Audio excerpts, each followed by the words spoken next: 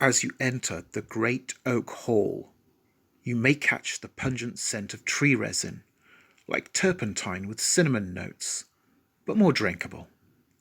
You may be shocked by the dense silence and sense that something has gone catastrophically wrong, but you and I are apparently helpless to ascertain the facts.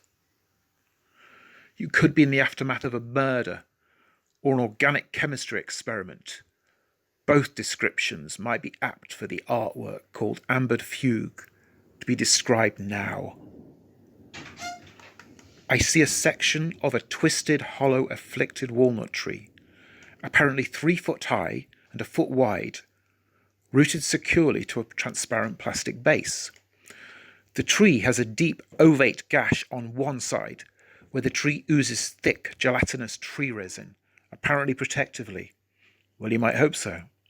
Zipping tendrils of stalagmitic forms descend from one side, as if mineralized clear holy water had been frozen before reaching the pilgrim's mouth, denying sustenance.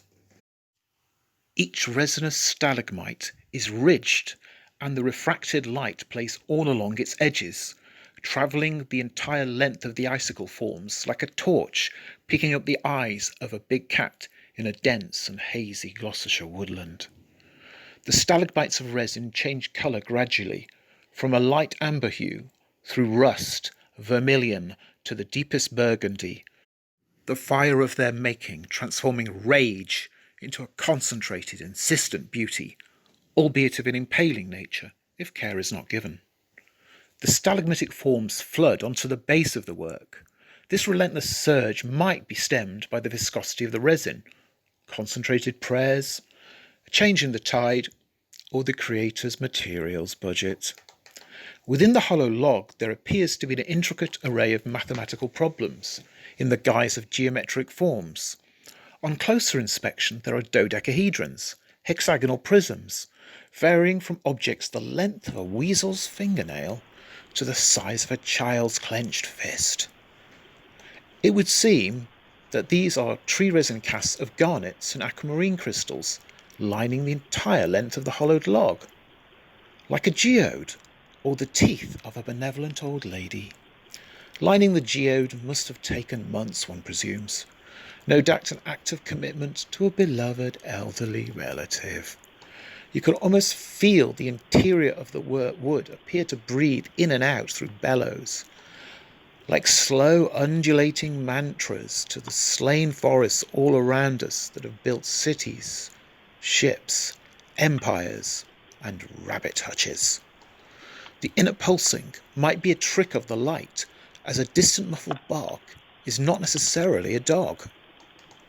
As for the intentions of the creator of this work, he states that he wanted to convey the personal experience and sheer awe of breaking open the mineral veins that brightly course through the earth, and contrast this with a sense of loss and an apology, collective guilt even, for the decimation of the forests that once cloaked these now scarified islands.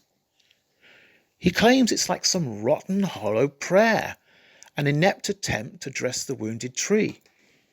Wouldn't a sharper apology be to plant a forest on a golf course?